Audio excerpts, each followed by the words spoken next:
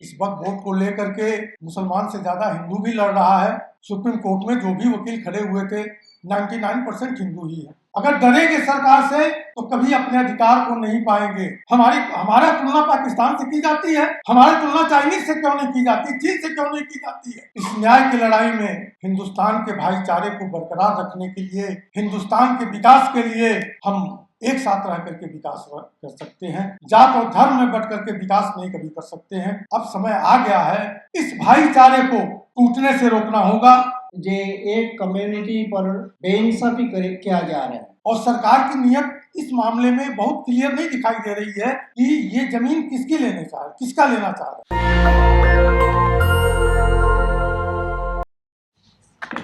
आज जो हम लोगों को वक्फ बोर्ड के खिलाफ आप लोगों के सामने आना पड़ा, इसमें कुछ धाराएं ऐसी हैं कि जो हमें भी सशंकित करती हैं। मैं हिंदू हूँ, सशंकित करती है। जैसे सेक्शन 14, 25, 26 हमें भी सशंकित करती है। हमारे पास भी मंदिरों में बहुत सी ऐसी जमीनें हैं जो मुगल काल के पहले से हमारे पास हैं, मंदिरों के पास हैं, कोई रिकॉर्ड नहीं है हमारे पास। और सरकार की नीयत इस मामले में बहुत क्लियर नहीं दिखाई दे रही है कि ये जमीन किसकी लेने चाह रहे, किसका लेना चाह रहे हैं, किसके लिए लेना चाह रहे हैं।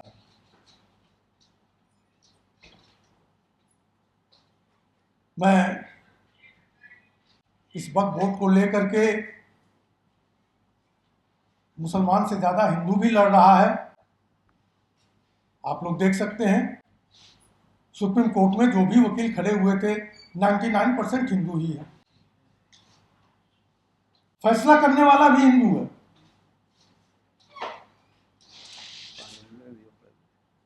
और पार्लियामेंट बोर्ड के जितने हिंदू हैं, विधायक हैं, काफी संख्या में इसके खिलाफ है। एक गुजारिश मैं पत्रकार बंधुओं से जो हिंदू हैं, मैं उनसे कहना चाहता हूं कि वो भी हमें इस न्याय की लड़ाई में हिंदुस्तान के भाईचारे को बरकरार रखने के लिए, हिंदुस्तान के विकास के लिए हम एक साथ रह करके विकास कर सकते हैं। जात और धर्म में बट करके विकास नहीं कभी कर सकते हैं।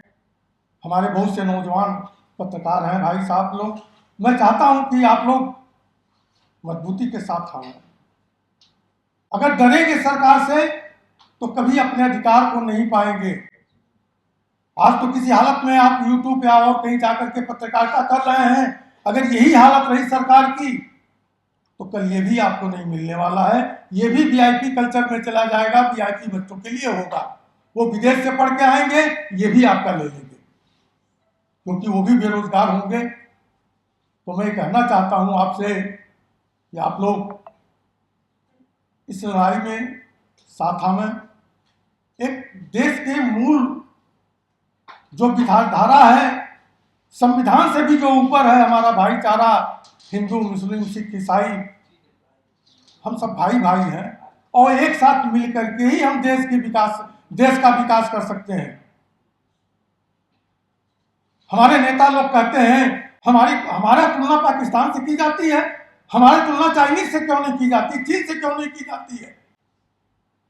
वहां का एक बच्चा, छोटा सा बच्चा देश के लिए लड़ता है और यहां जो अच्छे पढ़े लिखे विद्वान हैं, ताकतवर हैं, राजनीतिक रूप से ताकतवर हैं, वो जात और धर्म के लिए लड़ाई लड़ते हैं, बेरोजगारों के नौकरी के लिए लड़ाई नहीं लड़ते, उनके शिक्षा की लड़ाई नहीं लड़ते, उनकी गरीबी की लड़ाई लड़ते। हम जो लड़ाई लड़ते हैं जात और धर्म अपनी गद्दी बरकरार रखने के लिए, तो अब समय आ गया है कि हर लोगों को एक बार खड़ा होना पड़ेगा और इस भाईचारे को टूटने से रोकना होगा। क्योंकि मुझे संक्षिप्त में बोलने की आदत दिया गया है, मैं अपनी बात समाप्त करता हूं। धन्यवाद। डॉक्टर रईसुद्दीन साहब, नेशनल प्रेसिडेंट, आप भी संक्षेप में कुछ बात रखें। माय डियर फ्रेंड्स, मैं चंद बातें की तरफ आप लोगों का इशारा करना चाहते हैं। पहले तो मैं बंगाल से आया हूँ, इसलिए बंगाल के बारे में मैं बता रहा हूँ। जब से इस एक्ट पास हुआ उसी वक्त से पूरा बंगाल में लोग हिंदू मुस्लिम मिलके एजुकेशन में उतर गए। एक कम्युनिटी पर बेइंसाफी किया जा रहा है, इसी पर लोग उतर गए और पीसफुल रैली हर डिस्ट्रिक्ट में, हर अंचल में, हर एरिया में पीसफुल रैली शुरू हुआ।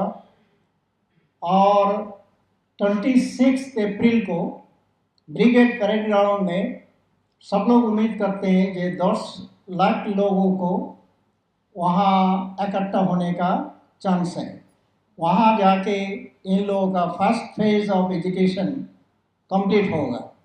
इसी का एक कड़ी की वो मुर्शिदाबाद में जो चल रहा था तो वो भी पीसफुल था, और उस जुलूस के साथ गैर मुस्लिम का, हमारा हिंदू भाई बहन का कोई रिलेशन नहीं था। वक्त प्रॉपर्टी तो मुसलमानों का है, प्रॉब्लम उनका साथ है गवर्नमेंट का। वो गवर्नमेंट के खिलाफ एजुटेशन करते हैं, इसलिए ये कोई कॉमन चीज़ नहीं है जो अचानक एक पीसफुल रैली कहीं हिंदू हाउस पर हमला करेंगे या हिंदू भाई बहन पर हमला करेंगे। ये बिल्कुल नामुमकिन सा बात है। तो इस तरह एक चल रहा था। अब कुछ दिनों के अंदर ये वाक़या अनफॉर्चुनेटली किसने किया, किस तरह हुआ, उस पर इन्वेस्टिगेशन हो रहा है। वो बाद में वो चीज़ तो आएगा सामने। लेकिन अभी जो स्थिति है, जहाँ हिंदू फैमिली में हमला हुआ और जहाँ मुस्लिम फैमिली में हमला हुआ, ये दोनों फैमिली को प्रोटेक्ट करने के लिए आप न्यूज़ अगर वहाँ का लोकल न्यूज़ देखेंगे तो ये हालत है। ये हिंदू इंज्योर्ड फैमिलीज जो है, इफेक्टेड फैमिली जो है, उस इफेक्टेड फैमिलीज को मुसलमानों ने पहरा दे रहे हैं, और मुस्लिम इफेक्टेड फैमिली जहाँ है वो ब्रूट माइनॉरिटीज़ में है, वहाँ हिंदू नौजवानों ने जाके पहरा दे रहे हैं। तो वहाँ का मुकामी हालत ऐसा नहीं था, कोई कम्युनल फैजा हुआ नहीं था जो स्प्लेयर अप हुआ, इस तरह कुछ नहीं हुआ। और इतना जल्दी चंद रोज़ के अंदर पूरा सिचुएशन पलट गया, और ये यहाँ का जो हिंदू मुस्लिम इंटीग्रिटी है, इन लोगों का आपस में जो ब्रदरहुड है, वो उभर के आया। अभी वहाँ पीसफुल सिचुएशन है वहाँ, और कम्युनल टेंशन कुछ नहीं है। लेकिन अभी एजिटेशन, जुलूस जो वक्त पैक्ट के खिलाफ जो चल रहा था वो कंटिन्यूसली चल रहे हैं। तो अभी हम ये बताना चाहता हूँ कि हमारा मुल्क सेकुलर है, इसलिए हमारा गवर्नमेंट की तरफ से किसी रिलीजियस एक्टिविटीज़ में कोई इनिशिएटिव नहीं लेंगे नेचुरली, ये उनका दस्तूर है।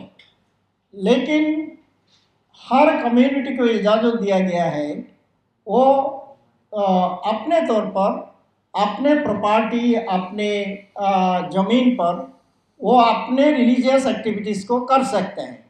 ये आज़ादी हर रिलीजियस कम्युनिटी का है, और पूरा इंडिया में जितना सिटीजन्स है वो किसी ना किसी रिलीजन का साथ उनका ताल्लुकात है। इसलिए ये जो मल्टी रिलीजियस कंट्री में हमारा जो दस्तूर साज बॉडी में जो लोग थे वो इसको महसूस किया जो हमारा मुल्क तो सेकुलर कर रहे हैं, और ये डेमोक्रेटिक रिपब्लिक की तरह हर आदमी को एक सा समझा जाएगा, और उनके लिए डेवलपमेंट जो कुछ है सबके लिए किया जाएगा। लेकिन उनका रिलीजियस के बारे में उनका प्राइवेटाइजेशन कर दिया गया, जो हर कम्युनिटी उनका रिलीजियन को प्राइवेटली मैनेज कर सकता है, और वो लोग अपने इंस्टीट्यूशंस जो रिलीजियस कंसर्न है वो अपने चॉइस के मुताबिक वो कर सकते हैं, उसका मैनेजमेंट खुद संभाल सकते हैं। इसी नर्म ये 2004 तक जितना वक्फ अमेंडमेंट हुआ, हर अमेंडमेंट में वो जो वक्फ प्रॉपर्टी का मैनेजमेंट जो है वो मुसलमानों का हाथ में रहेगा और हिंदू एंडोमेंट हिंदू भाई बहन का हाथ में रहेगा। इस तरह एक जो डिमार्केशन कॉन्स्टिट्यूशन ने कर दिया था वो बरकरार था 2024 की पहले तक। लेकिन ये 2025 का जो एक्ट किया गया है उसमें नॉन मुस्लिम भाई बहन को वहाँ रहने के लिए जो तजवीज़ दिया गया है और कलेक्टर के हाथ में डिस्प्यूटेड लैंड का डिसीजन लेने का फाइनल अथॉरिटी दिया गया है। और ये जो वक्फ बाय यूजर्स ये तो जब हमारा मुल्क आज़ाद नहीं हुआ हम अंग्रेज़ों का एडमिनिस्ट्रेशन के अंदर रहते थे, उस वक्त भी ये था जे वक्फ बाय यूजर्स ये एक इम्प्लाइड चीज़ था, ये इस पर किसी का कोई सवाल नहीं उठा अब तक। और ये वक्फ के बारे में शरीयत का जो लॉ है उसमें ये है जे एक मस्जिद किसी ने अपने ज़मीन पर बनाया, उस वक्त उन्होंने वक्फ नहीं किया।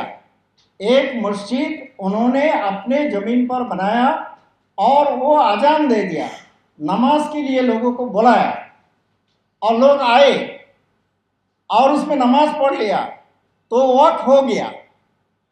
रजिस्ट्रेशन एनरोलमेंट वो बाद की बात है। वक्फ के लिए शर्त यह है जे किसी आदमी ने रिलीजियस एक्टिविटीज़ के लिए कोई मस्जिद बनाया, मदरसा बनाया, कोई गोरस्तान के लिए एक ज़मीन दिया, तो जब देंगे और वहाँ एक कवर दिया जाए, वहाँ नमाज पढ़ लिया जाए और ये यूज हो जाता है तो वक्फ हो जाता है। ये है इस्लामिक जुडिस्प्रूडेंस में ये जायज़ है। इस वजह से इससे पहले जो वक्फ किया गया था वो उसका डीड बनाना या उसको वो सिर्फ ओरल वसीयत से हो जाता था। वो जब बता देते थे जे ये मस्जिद के लिए है, ये मदरसे के लिए है, गुरुस्तान के लिए है, ये खानका लिए है, ये किसी ईदगाह के लिए है, तो वो जब बता देते थे वो वक्फ हो जाता था और पब्लिक उसको इस्तेमाल करते थे वक्फ के लिए। और वक्फ फिक्सेशन है, वक्फ वर्ड का मीनिंग है फिक्सेशन, ये अनचेंजेबल फिक्सेशन। ये अल्लाह के नाम पर जितना वक्फ प्रॉपर्टी है वो वक्फिल्लाह होता है, वो अल्लाह के नाम पर वक्फ किया जाता है, उसका बाद उसका मिल्कियत चेंज नहीं होता। और रिलीजियस एक्टिविटीज़ और इस्लामी पर्सनल लॉ के मुताबिक वो रूल होता है। इसलिए वक्फ ट्राइब्यूनल में जो जज होंगे वो मुस्लिम जज तो होना ही चाहिए और वो जज इस्लामिक जुरिस्प्रूडेंस जानते हैं और वो कमिटेड है उस जुरिस्प्रूडेंस पर, ये होना चाहिए, शर्त है। तो इन सबों को बहुत सा चेंज लाया गया ताकि वक्फ बाय यूजर्स तो अभी वो जो बोलेगा गवर्नमेंट वगैरह, और अभी गवर्नमेंट सेंट्रल और स्टेट गवर्नमेंट 14% वक्फ प्रॉपर्टी कब्जा किया। तो इससे क्या पता चलता है जो गवर्नमेंट का जब ज़रूरत होगा वो गोरस्तान हो और वो ईदगाह हो, वो जो कुछ हो, वक्फ प्रॉपर्टी को वो बुलडोज करके अपने काम में लगा लेंगे और कलेक्टर पर उसको हम छोड़ देंगे। जो कलेक्टर अगर कहे जो ठीक है वो गवर्नमेंट लिया तो गवर्नमेंट लिया और वो गवर्नमेंट प्रॉपर्टी है, इस तरह नहीं हो सकता। और ये सिर्फ प्रॉपर्टी का मसला नहीं है, ये रिलीजियन का मसला है। इसका साथ लोगों का विश्वास और लोगों का ये जो कब्रिस्तान आप समझ लीजिए, वहाँ हजारों मेरा दादा भी वहाँ है, मेरा जितना रिश्तेदार है जो मर गया वो उसी में है। और ये इस गोरस्तान पर कोई बुलडोज करे, क्या उनका रिश्तेदार उस मकामी लोग जो लावारिश पड़ा हुआ है वो अलग चीज़ है, लेकिन जहाँ लोग उसको इस्तेमाल कर रहे हैं एक गांव में, देहात में, और वहाँ कोई जाए ये उसका दलील नहीं है और वो बुलडोज कर दो, इस तरह कोई हो तो ये तो एक ब्लडशेड का एक सिचुएशन क्रिएट कर देगा और वहाँ लोग अपने जीवन दे देंगे लेकिन अपने वो गोरस्तान तो नहीं देंगे। तो इसलिए ये पूरा इंडिया में हम जो कल्चरल फैटर्निटी, रिलीजियस फैटर्निटी लेके हम इंडियन सिटीजन्स जो यहाँ हम पीसफुल एक लाइफ मेंटेन करते हैं, हमारा सिविलाइजेशन, हमारा डेवलपमेंट, हमारा बच्चों का एजुकेशन, उनका फ्यूचर, सब कुछ एक पीसफुल एनवायरनमेंट डिमांड करता है। अगर किसी वजह से इस पीसफुल एनवायरनमेंट खराब हो जाए, एक दूसरे पर इत्मीनान ना कर पाए और अविश्वास धना बांधे, तो इससे क्या होगा, एक पूरा मुल्क में आप देखिए करीब करीब 30 crore Muslim out of 150 crore people, 30 crore Muslim, ये तो हर जगह एक मैं बोलता हूँ जो एक खिचड़ी में दाल रहता है, चावल रहता है, तो 5 चावल और 1 दाल अगर मिक्स हो गया तो ये कैसे इसको अलग किया जाएगा।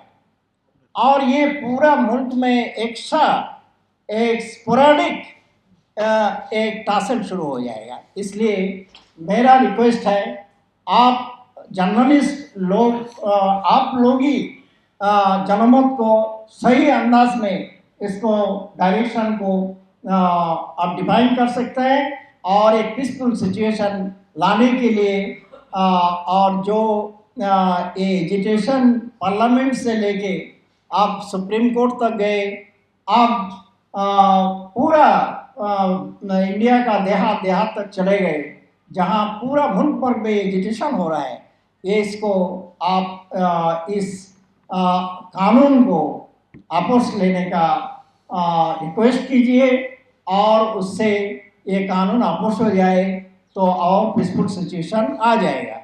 तो ये मेरा रिक्वेस्ट है, मैं इस रिक्वेस्ट के साथ मेरा बात खत्म करता हूँ। नेशनल दस्तक की आपसे गुजारिश है कि अगर इसको बचाना चाहते हैं तो नेशनल दस्तक को सब्सक्राइब करने के लिए रेड कलर के सब्सक्राइब बटन को दबाएं, फिर बेल आइकन की घंटी दबाएं। नेशनल दस्तक को बचाने के लिए बहुत जरूरी है कि हर खबर को शेयर करें, लाइक करें, कमेंट जरूर करें।